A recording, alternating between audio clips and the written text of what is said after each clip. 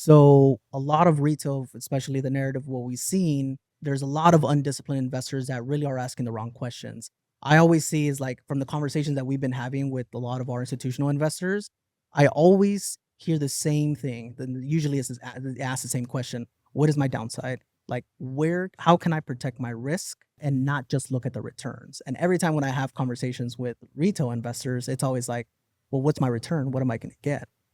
That's really the wrong question to ask. It's great to look at a return profile, but for me, if you're going to look at it from a place of like a real investor, an institutional investor, you have to ask, how can I protect my downside? Because at the end of the day, yeah, you can target a 20% return, but what if you don't? Like what are the mechanisms that you're putting in place for you to protect your capital? Because if you're all you're thinking is about the returns, you might as well go gamble. And this is not gambling. All right, guys, welcome to another episode of The Report. Today, I got someone special. I actually got two folks special in town, but one of them is very special because he, along with his brother, used to be one of my original mentors when I first got in the real estate game. But I got my man, Johnny Azar, and Francisco Herrera. Gentlemen, welcome to the show. Thank you. Excited to be here. Thanks for having us, man. Pumped to have you. You guys going to be at the holiday event this weekend. I cannot wait to celebrate and catch up with you guys, man. It's going to be a great time out there on the water. I know a lot of our investors are going to be there.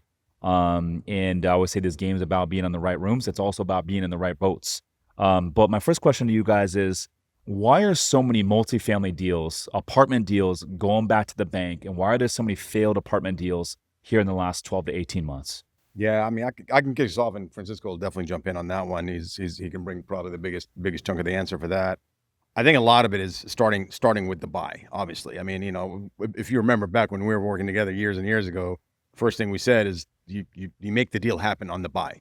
And if you can't make the deal happen on the buy, there's no hoping that it's going to work in 3 or 4 or 5 years. Hope is not a method. So you got to make sure that your numbers are tight right in the beginning and not hope that numbers are going to improve at some point or another. If you set a strategy right and you buy your numbers are tight and your underwriting is right, then the deal is going to perform. And as long as you are under very, very much under being very conservative in your numbers.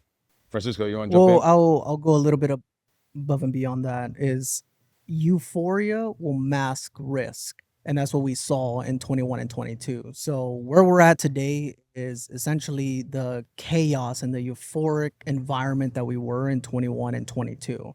As you know, especially right now, there's a big talk in AI, right? So everybody's trying to figure out, is this a bubble? And so usually the start of a bubble is where there's euphoria. And so what we saw in 21, 22 post-COVID was that euphoric environment where it was a complete anomaly. What you were used to going and looking at you're putting in your LOI, you're bidding, right? It was more than like just one round of best and final.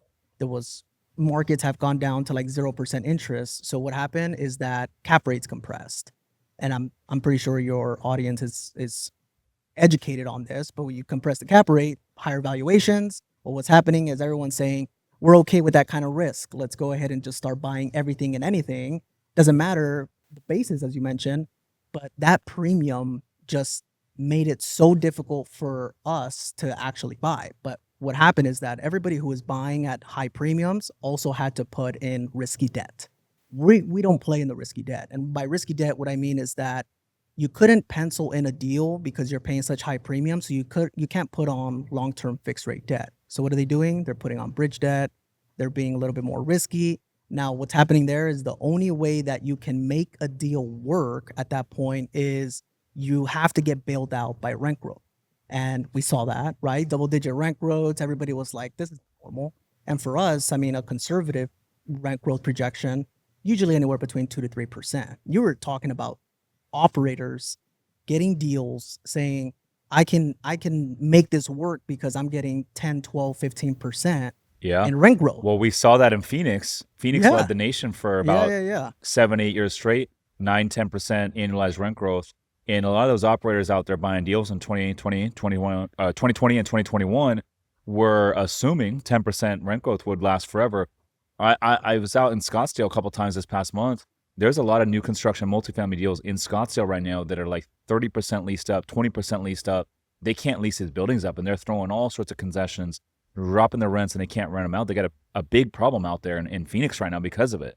And so, to go to your point, yeah, like the rent growth, you got to stay conservative. And one thing that you and Tony, your brother Tony, always told me. And by the way, for the listeners out here, John and his brother Tony, when I met them, they had transacted 8,000 apartment units out of the Southeast, out of Charlotte. They had been in the game for quite some time.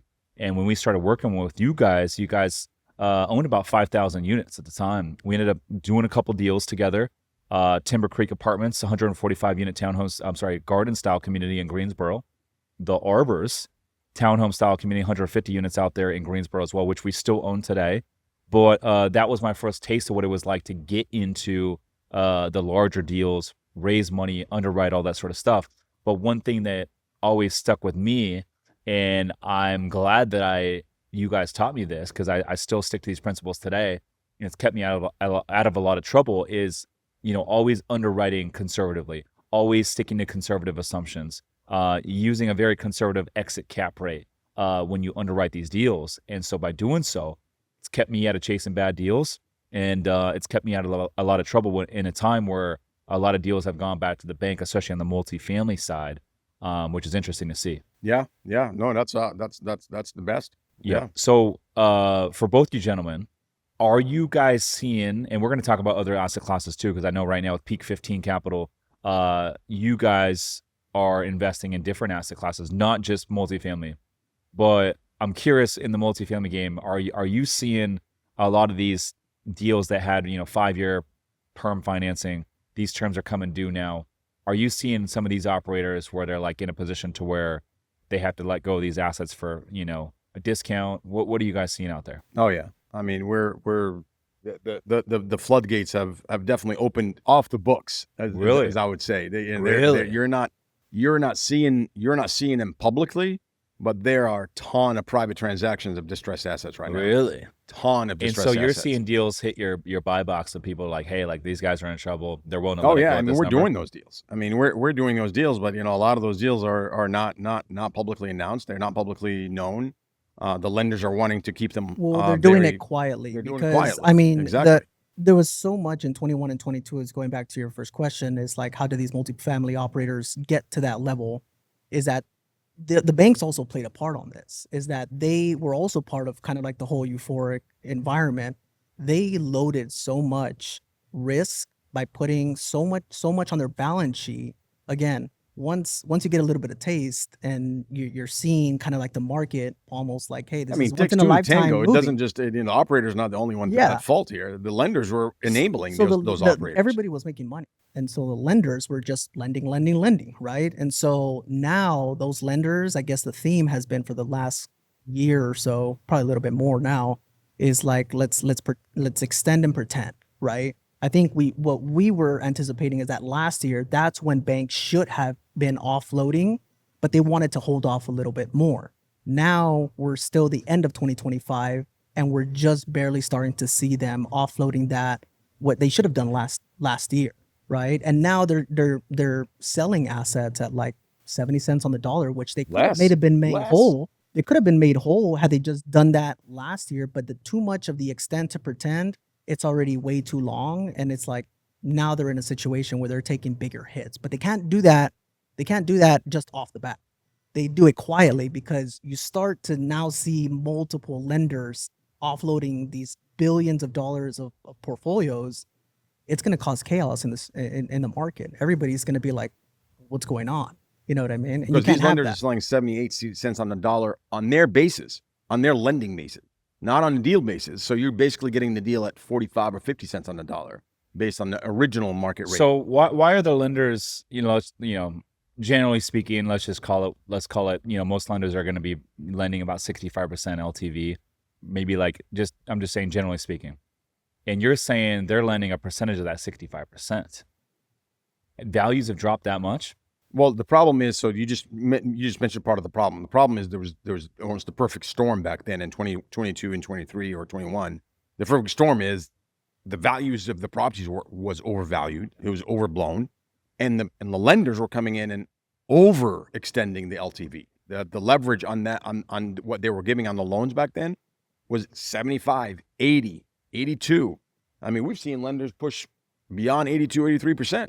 So when you're over leveraging an already expensive asset, and already too expensive assets, and then 3 years later, the market, goes down from goes down from underneath you, you're left with an overpriced asset with an over-leveraged loan. So it's a perfect storm of like, crap, now you got this asset that's like you can't make ends meet because you can't pay your loans, you can't do your debt payments. Because we bought one deal in December of 23. Our bridge lender, who we have a good relationship with, funds a lot of our boutique hotel deals, came to me in November of 23, 40-room, newer construction deal up in Lake Chelan, Washington. Lake Chelan's never in our buy box. It's always been California coastal, but when a deal comes through a personal relationship, sometimes it's too good to pass up. So we closed December 23. They came to me and they said, hey, we got to get this off our books. We just took it back from the developer. We got to get it off our books by the end of the year. This is in November. And so they said we could sell it to you for a discount. They sold it to us for, they had a loan on that thing for about 65% of the appraised value. They sold it to us for probably 70% of what the original value was. And so we got a big discount, but they still made a little bit of money reselling it to us. They seller carried it for 2 years. And then now I'm in a position where I'm about to refi them out. Okay. And so anyhow, you're saying in this multifamily game, some of these lenders that they're not even able to sell it for the number they loaned for. No. Well, you have to get creative. Yeah. I mean, look, these Because lenders, these assets have a lot of vacancy, or the rent No. growth was No, has- So it's got nothing to it's- do with the asset. The asset It's is not asset broken. stabilized. The It's just- asset is not broken. it's just a cap lot of rates have times. gone up. It's the It- financing Interest that's rates went broken. up. It's the DSCR financing. doesn't cover. That's right. Damn. this is the theme. It's not an asset issue. It's a capital structure issue. It's the capital structures that are broken that is causing for these opportunities to now show up. You still have great quality assets and amazing MSAs. They're stabilized, but they overpaid so much that they can't cover their debt service. And two, their loan is maturing. But you're in an environment where they underwrote that they're going to get out in maybe like a 5 cap, but we're not even near that. The spread of what they paid for, and going back to what you said about overpaying, think about the spread. You're buying a property at a 4 cap, which is usually unheard of. I mean, here, maybe in California, of course, you can buy property at a 4 cap. But when you're in the Southeast, a 4 cap, maybe on a C-class asset, it's like once in a lifetime. If you're holding that asset and you're in that environment, sell it all day. You're never gonna. Right. That's money. And that's what right? we were seeing in 2021. Yeah. So Yeah. then now we're in an environment, rates shot up so quickly, they went vertical, 500 basis points, right? So now those who thought, hey, everything's going to still stay low, we got low interest rates, Is that how much the rates went up from like early 2022 500 basis till points. to the last Yeah. few years? It went up 500. 500 500 basis basis points, and it just went vertical. Boy. We can. How many rate here's- hikes was that? Oh my God. It was like it was more than a dozen. Oh yeah. It's more than that. It's probably 15 rate hikes, I think. I My don't know. gosh. A Well, lot of- here's the thing: is that That's crazy. it's nuts. the rate environment wasn't the issue. It was the velocity of the rate that it went up. That's what really is hurting real estate. Is the fact that, I mean, you've transacted in times where rates were like at 7%. It was never an issue. The fact is that it was at the velocity of how quickly they did. It just went 500 right off the bat when it was just at 0. And so everybody was thinking, oh, you know what, if we get a couple like basis points, if they go up, we'll be fine. No, but it just hikes so quickly. Now that we're in trouble. So speaking of the rate environment, the Fed just announced a third consecutive rate cut yesterday, which is a total of 75 basis points of cuts to end the year. And then depending on who you talk to, we're going to see some more rate cuts next year. I was talking with one of my retail investors last night, and he's pretty connected. He was saying this guy Hassett, if Kevin Hassett becomes the Fed chair, because we know Jerome Powell's out May 15th. He said this guy Hassett, he's gonna cut the rates quick, and he's thinking if Hassett gets announced, Trump's gonna announce it potentially next week, and if this guy gets announced, he said he's betting on at least 150 basis points of cuts next year. That'd be pretty big. that would be pretty big. I would think we're thinking at least going to be 100 next year. Next year, you're We're confident on that. definitely in a declining interest rate. I mean, I come from the DNA of my investing DNA comes from Tony. Yeah. So I'm gonna put my conservative hat on. I think we'll be anywhere between 4.25, 4.5 the next 3 years. But I mean, it's On an all-in rate to buy multifamily. yeah, exactly. 4.25 to 4.5. Yeah, but I mean, it's just it's all talk. I mean, at the end of the day, I mean, of course, Trump wants to kind of push like, hey, we need rates to be cut. And look, whoever he puts in office, they're gonna have to listen to Trump at Yeah. the end of the day. And so what do you think on the high side we'll see in rate cuts next year in terms of like total basis points? I'd rather not even comment on that. You think we could see 200? That's pretty fast. Yeah. It's pretty fast. I don't think we'll I mean, get, they raised it 500 pretty fast. and that was their mistake. I don't think they will make the same mistake again, because you have to understand is like with cycles, they always blame everybody who's in real estate that kind of crashes the market. This time it wasn't the real estate operators, right? This time it was the Fed and how quickly they increase rates, and now that is what kind of made the distress right now in the capital structures. Here's how I look at it. I mean, this year they've reduced so far 75 bips. So next year, if they want the economy to fast track itself a little bit more than this year, they're gonna have to outperform that. So that's where my 100 basis point came from. I'm like, if I think of like, if they're trying to stay conservative but still outpace this year, it's gonna have to be close to like 100 basis point cut next year. Yeah, absolutely. So one thing I remember about the cap rate environment in multifamily back in 2021 was A class, B class, C class. The cap rates were essentially on top of each other. And I remember we sold actually you PG'd this deal, 32 unit building with Sean, Mike, and myself. It was one of the first deals we ever bought. Cashed our 401ks out of the air traffic job, bought this, went to refi it into a Freddie loan. And I didn't even have the net worth at the time. So brought you in, and we got that refi done. Anyways, we ended up selling that deal 2 years later. We bought it for 1.1, sold it for 3.1. 32 unit C-class 1960s construction, had plumbing issues, and like we sold this thing for, I remember the deal next door was being sold. It was like a 200 unit property. I remember talking to the broker, and I was like, damn, like 100 something a door. And he was like, dude, I can get you the same thing if you want. He's like, I could just ask this buyer if they want to buy yours too. It's directly next door. And so I was like, fuck, we can get 100 a door. I'm like, all day. I think we paid like 31 a door. And so the buyer next door didn't end up buying it, but he ended up getting another offer. And sure enough, we ended up getting damn near 100 a door. And this is early 2022, right before the rates started going up. This guy bought it for 3.1. We had bought it 2 years later for 1.1. And we renovated just half the units. This thing had plumbing leaks the whole time we owned the asset. And this guy he syndicated the deal, raised money. And I'm just thinking, damn, I don't know what this guy's saying. I think he got a bridge loan on it.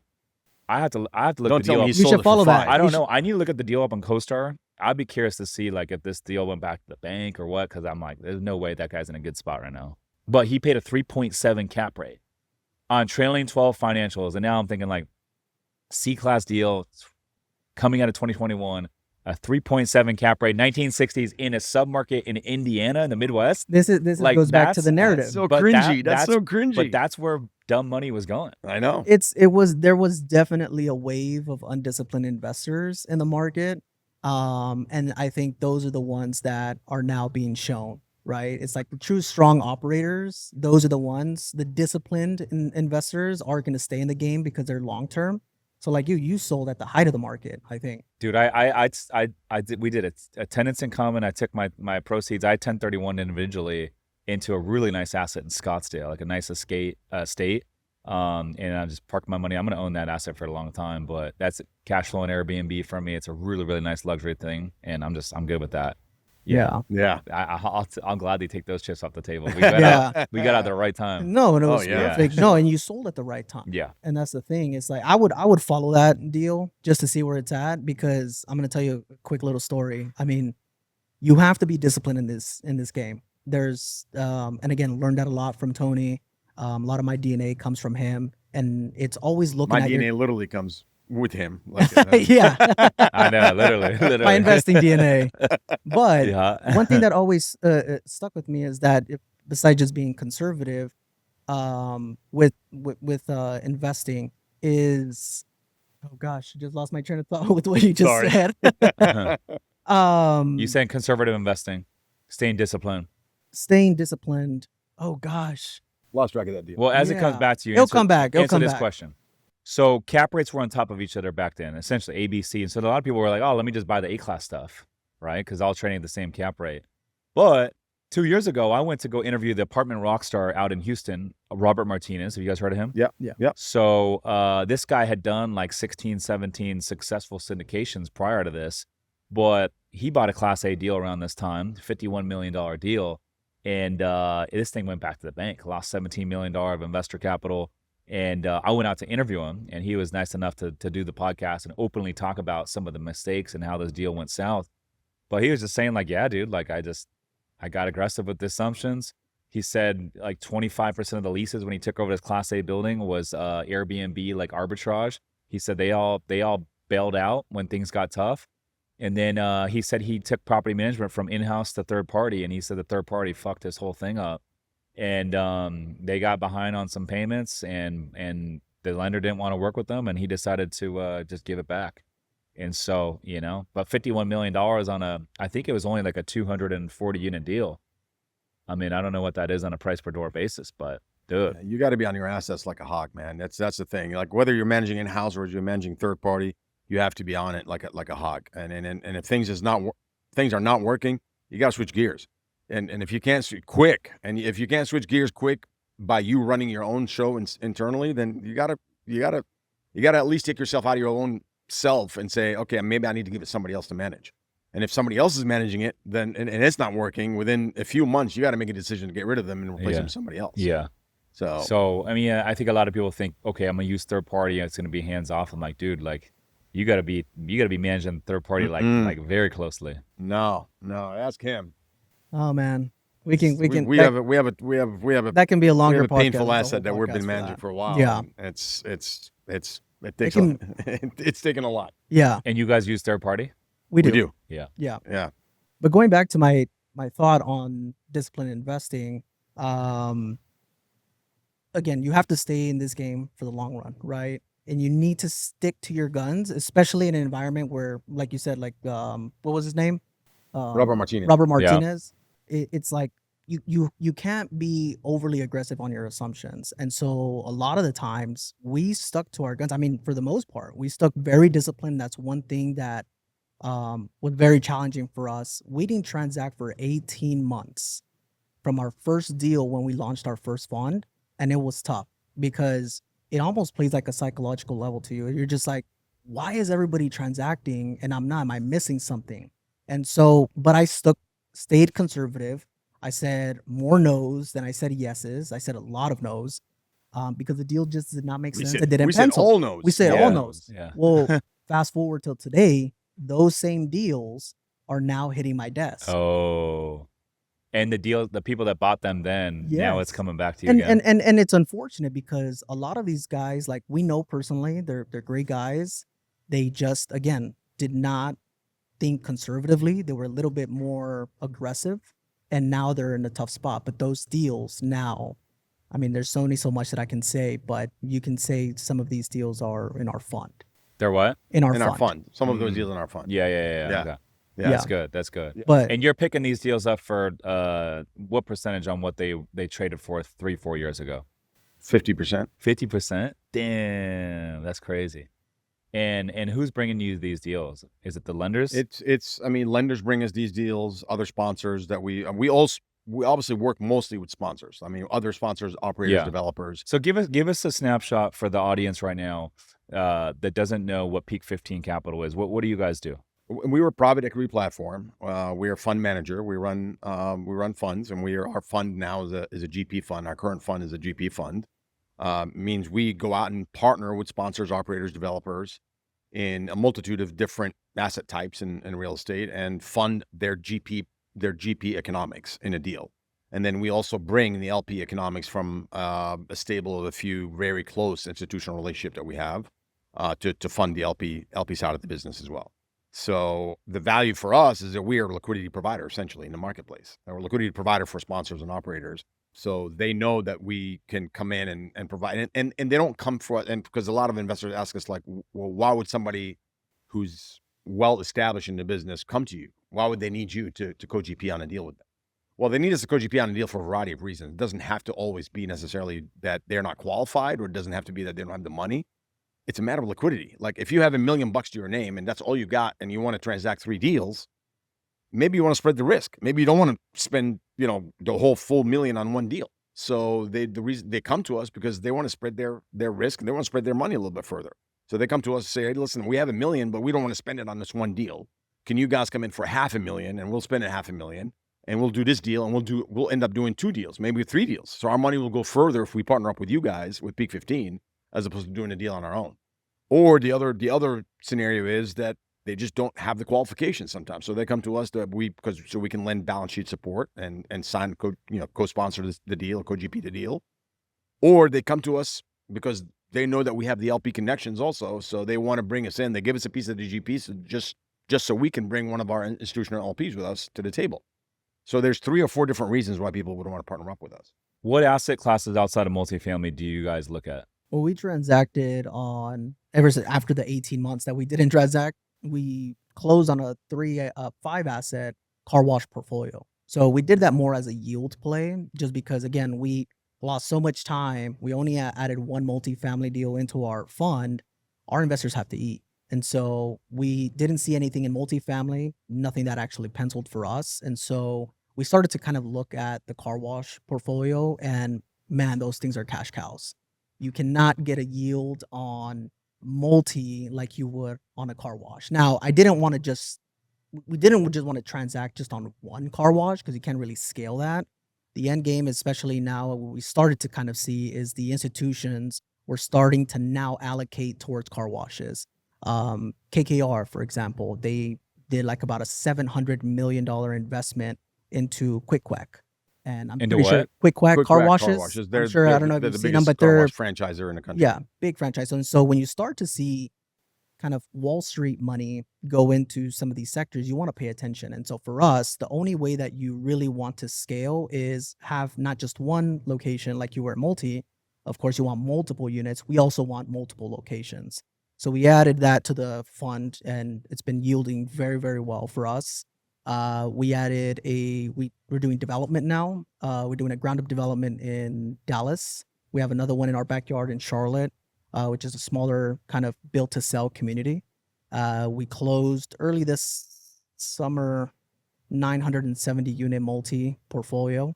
I'm sorry, community. It's a big community. It's a mixed resi community in Houston. Yeah. We have another one that we're working on right now at the Houston, another industrial deal. So we do industrial, small bay, and then we closed a huge default loan portfolio, and that's where the biggest bump in our AUM came from that default loan portfolio, and that's where we got a lot of those assets at pretty discounted rates from their original values. So you guys talk about smart money versus retail thinking. What does that mean? Discipline. It's being able to have structure and think of, you have to put yourself in the mindset of how has Wall Street been in the game this long? They're in the business of being durable, building durable portfolios for their investors. So a lot of retail, especially the narrative, what we've seen, there's a lot of undisciplined investors that really are asking the wrong questions. I always see is like from the conversations that we've been having with a lot of our institutional investors, I always hear the same thing. Then usually it's they ask the same question: what is my downside? Like how can I protect my risk and not just look at the returns? And every time when I have conversations with retail investors, it's always like, well, what's my return? What am I going to get? That's really the wrong question to ask. It's great to look at a return profile, but for me, if you're going to look at it from a place of like a real investor, an institutional investor, you have to ask, how can I protect my downside? Because at the end of the day, yeah, you can target a 20% return, but what if you don't? Like what are the mechanisms that you're putting in place for you to protect your capital? Because if all you're thinking is about the returns, you might as well go gamble.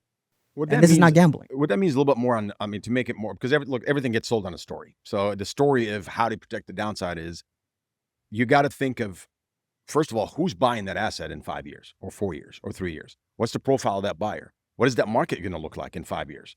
Is that market contracting or is it expanding in the next 3 to 5 years? And if it's contracting, why would I really be in it now if things are going to be less in 5 years? If buyer pool is going to contract in the next 3 to 5 years, wouldn't that make it less appealing now? Why would I want to pay a premium for it now if in 5 years that same a seller, the profile of that seller is going to look at that same asset and say, I don't want to pay that cap rate that you guys are now projecting. So you got to think of all these in consideration so that you can make an informed opinion of what the buy should be today on that asset. Again, going back to what you and I were talking about we talked about with Tony before, is that you got to look at the asset today on the buy. How is it going to perform right now, and how is it going to perform in 5 years? And then you reverse engineer it to get to today's dollar that you're going to have to pay for it. That's really good. That's really good. So in today's environment, what makes a deal uninvestable in your standards? I mean, a couple of different factors. We start and end with the people behind the deal. Okay. For us, the people behind the deal are probably more important than the deal. Sure, Not probably, of course, they are yeah. more important than the deal, because at the end of the day, we're investing with them and in them. We're taking a bet on the sponsor and or the developer or whoever the deal manager, the GP is, that we're investing with them. So if that doesn't work, the deal's not going to work. I don't care how good the deal is. It's just not going to work. I agree, because you could show me the best deal in the world, but if your nephew who's homeless and a drug dealer and alcoholic living on the streets is the operator, am I going to invest in that deal? I'm not going to invest in that deal. Exactly. Right? It will look great on paper, right? Yeah. But it's who's behind it that's going to actually execute. Yeah, And I think that's now the biggest shift that we're also seeing, is that we're underwriting the operator more than we are the deal.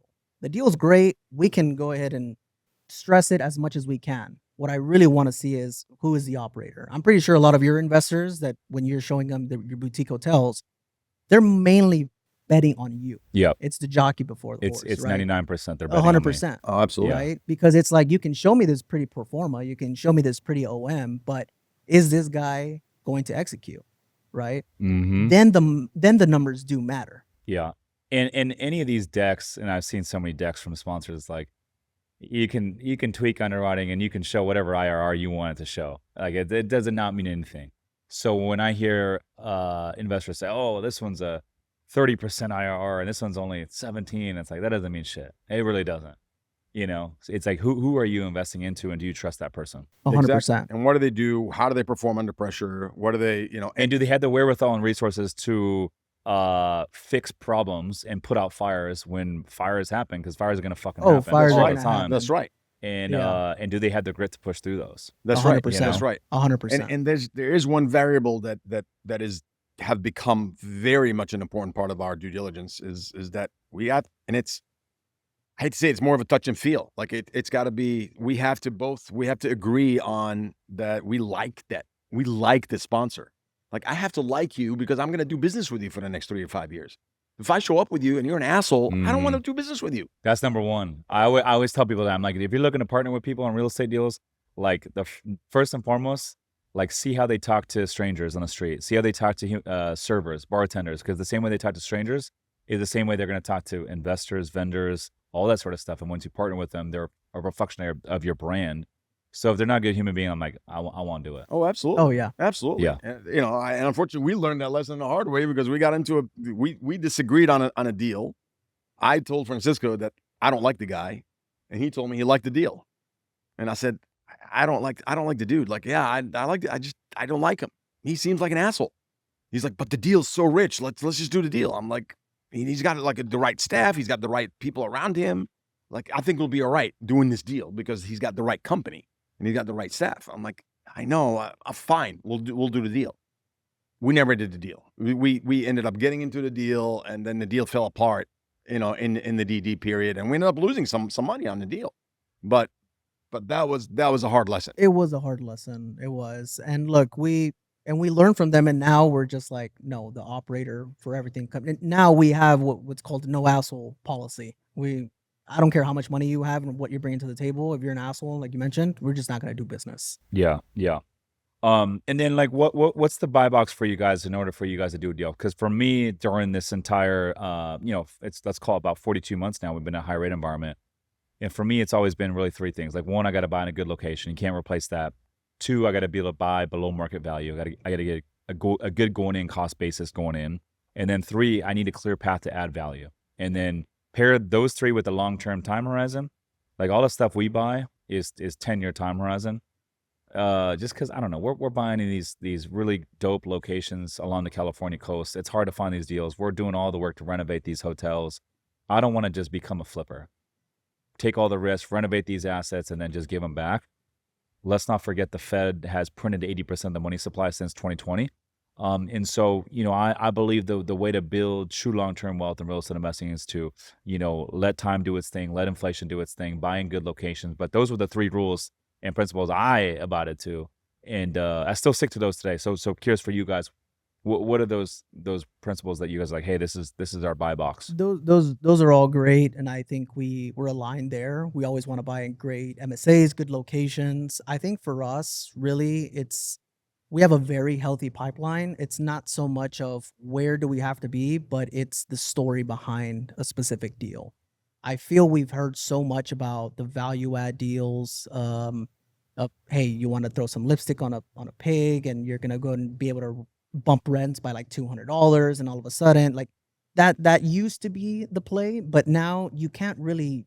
It's almost like trying to squeeze blood out of like a rock or something. You know what I mean? You can't really squeeze much out of it if you've already done a renovation 5 years ago. That's not a play. I need a story. Is there distress? Is there a partnership issue? Like, what is the story as to why I'm getting this deal?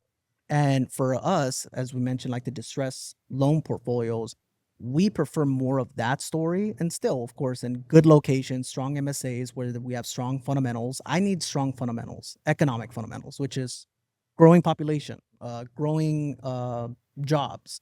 Like I need all of those, because at the end of the day, if there's no demand in a certain area, then I'm not really going to look at it. And I pay attention to a lot of the supply as well, because supply, I think most folks forget about the amount of supply in a certain market. So if, again, you can talk about location all day, but if that location is oversupplied, Yeah. you're in trouble. Supply constraint areas Yeah. is big. 100%.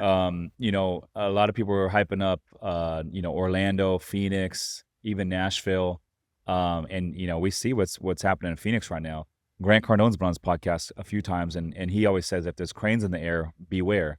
And so you got to be careful of the oversupply. One thing I do love about California, a lot of people hate on California, but it's very hard to build here.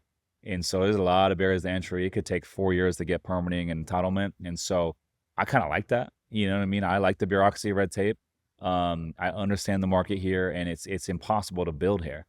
Yeah. And well, you- bureaucracy, and you- red tape create barriers to Yeah. entries. Yeah. So So I like that here. Now, for you guys, are you guys looking at that as well? Like new supply coming on the market? well, absolutely. Yeah. I mean, if there's a ton of new supply coming on the market, then you got to adjust what your expectations of rent growth is going to be. So if I'm buying an asset right now that is by itself now, but there's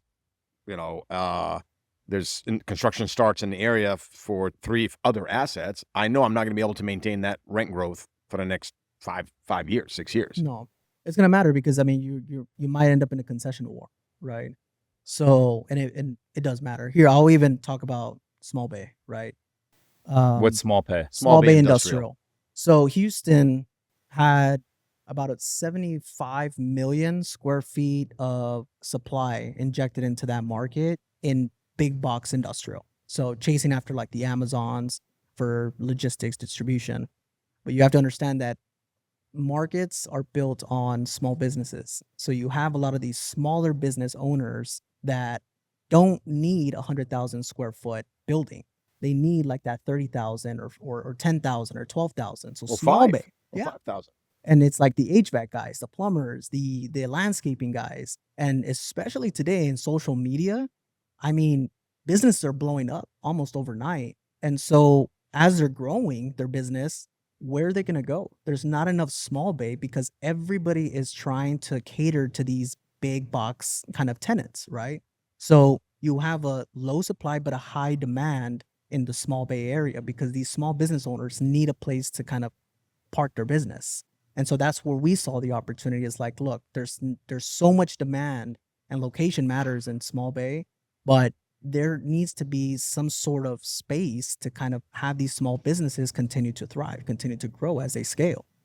So Yeah. And by the way, that's symptomatic across the nation, not just germane to Houston. yeah, Mhm. even in Charlotte. This small bay surge is happening across the nation. Mm. In places like Charlotte, North Carolina, places like Orlando, places like Dallas, places like Chicago, places like all over the place, even here in California.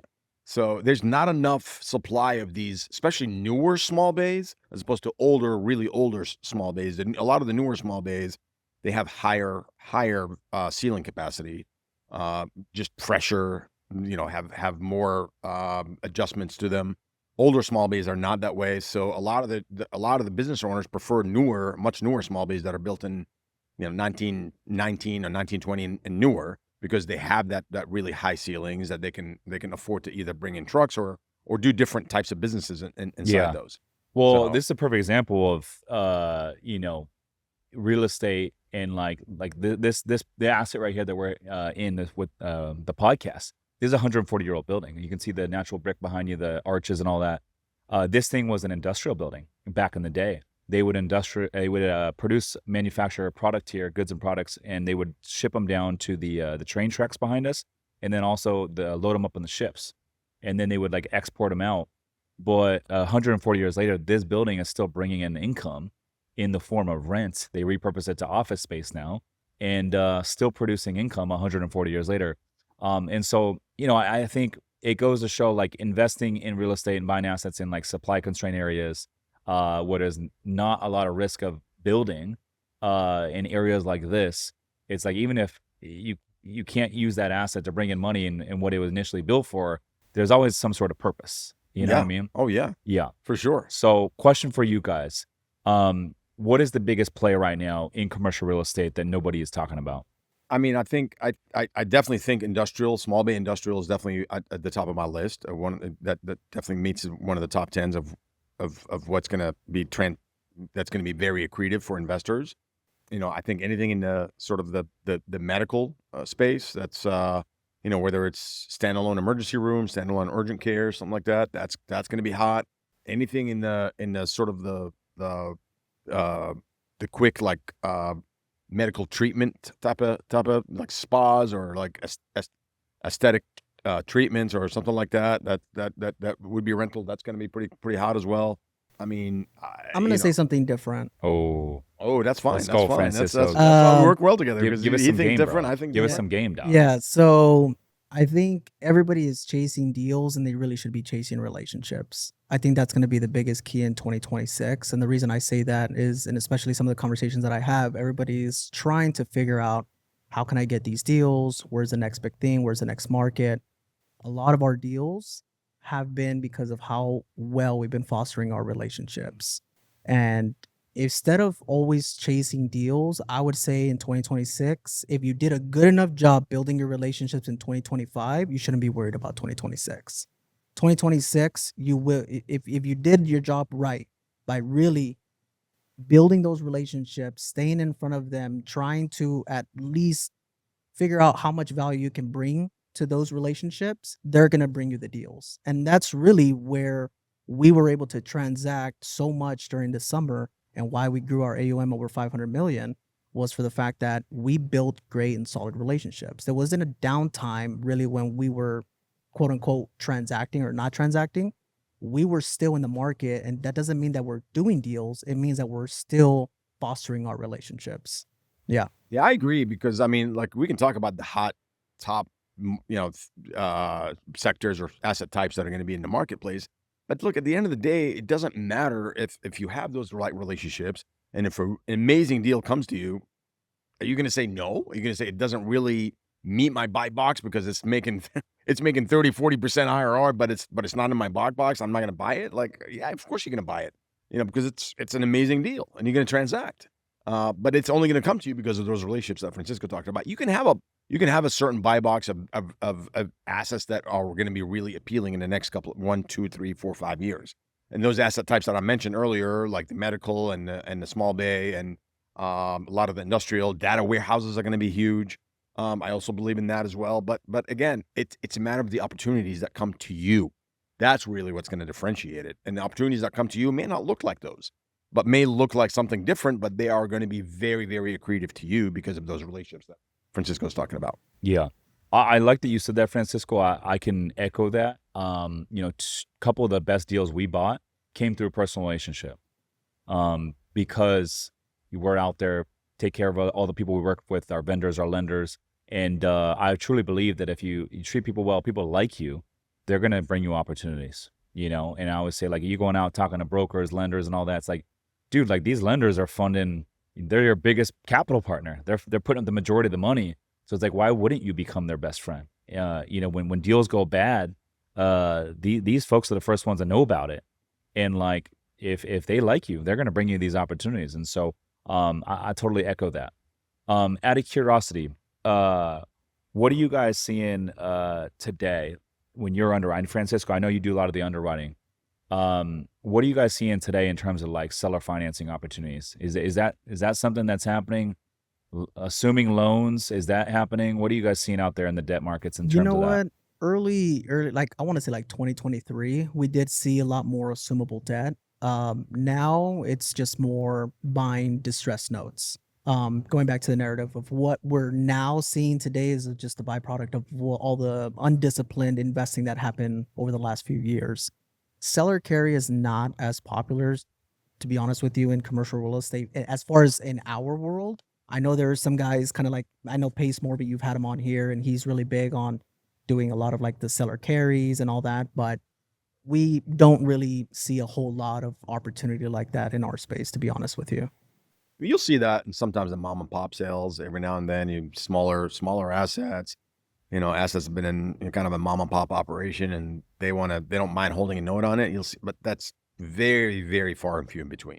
Very far and few in between. Because in this market, if you can sell, why would you want to just take the note back? You don't want to sell and get liquidity. The name of the game is liquidity. Yeah. Are you guys seeing a lot of deals? Like, I'm curious the breakdown. Deals that go broker listed in today's environment, maybe go through one of these auctions like 10X through CoStar LoopNet, or just transacted off market. We see some off market deals. I mean, certainly, and not a lot of true off market deals, because these, let's face it, when brokers come bring you a deal and they say it's off market, it's not really off market. It may not be hitting 1,000 people, but it's certainly hitting 100 people. So that's kind of semi off market. But I mean, the true off market deals are the ones that are coming from lenders, relationships. the ones that are being brought to you directly from the sellers of those deals, from the lenders who are telling you, hey, listen, we have this portfolio of assets that we want to get rid of. Would you be interested in buying it? Those are true off market deals. If they're coming from a broker, they're likely not off market. Mm-hmm. I guess they call it quasi off market because they're not doing a full marketing kind of blast out. But I mean, look, they're most likely, as John mentioned, they're still hitting quite the handful, and it's whoever comes first to the table. So true off market is really kind of coming from our relationships. Again, this big portfolio that we just closed, that was a true off market lender to sponsor. We knew the relationship, they came to us, and that's why we play so well when we have an edge in the market. Is look, at some point you're gonna hit a ceiling. You want to continue to scale. How do you do that? You find partners, and where, look, the deal's big enough where we can all eat. It's like we can all split the pie. So they're gonna come to us, and we're able to kind of participate through our fund. That all came through a relationship. So at the end of the day, it's like that's really where I'm gonna see the opportunities, and I think a lot of folks are gonna see the opportunities in 2026. Is really how good you've been doing your homework, or at least how good you've been building those relationships. Yeah. When you're underwriting, you're looking at, capital stacks and all that sort of stuff. Like with these discounts that you're seeing in the marketplace right now, are these groups getting new debt? Are you guys getting new debt on these assets? And if so, like what is the LTV, and what does the capital stack kind of look like? Yeah, in some cases, the debt, like for instance, like the lenders, they're getting creative. Like, look, don't get me wrong, they're taking off, they're shaving off a little bit off the unpaid principal balance. They're taking a small hit, but they're making it at the back end. So they might give it to you for a discount up front, but you have to get creative. And lenders, they're not going to take a big hit. They're always going to find ways like how can we either make a little bit more, or at least break even. When And you that's say lenders are making it up on the back end, what do you mean by that? they're participating on the profits at the end. Uh, Yeah, Yeah. that's how they're making those So deals they're happen. like, okay, we'll give this to you at 70 cents on the dollar. However, there has to be some sort of a profit split. Either it's going to be 80, 20, 90, 10, but that would have to make sense for them economically that, hey, we're going to be made whole at the back end. Or as So we're close not, to it as possible. yeah, You know, it 'cause might they- look like a loss now, but we're going to make up for it once they sell everything off. because they got to go back and sell it to their own investors. I mean, you know, everybody got somebody to answer to. You know, they have either a board or they have investors that got to answer. They got to justify why they're selling these assets at, you know, At a loss. at You 80, think banks are going to 70 take cents on the dollar. You think banks are going to take billions of dollars of losses? Like, they're not going to do that. They can't do that. They can't afford it. So this is the one thing that I love about real estate is you can get creative in any way on how you can structure the capital stack. And so for banks, yes, do they have to say to the investors and report, hey, we're going to take a loss this year, but then, hey, we're going to make it back up in some way. And it's always going to be through a profit split, whether that's through a waterfall on certain hurdles. And look, I mean, that's how someone like Starwood Capital kind of like built their business, right? It's like they partnered with the government, gave them 0% financing on anything they wanted to buy on multi. It's like, that's a no-brainer.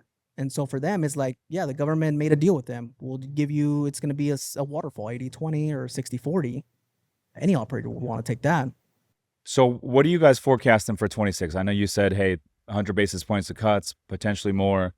You know, if that plays out, do you guys foresee, you know, an ease up in these deals that are going bad? Like what do you see as we go into 26 and 27? I made a post on this, and I'll let you chime in on this, John, as well. I made a post on this. It's like, I feel like we're in a thawing period. I think anytime when we get like a cut, everyone thinks like, oh, great, now we're gonna start to see all like a flood of deals. That's not the case. It's still gonna be slow.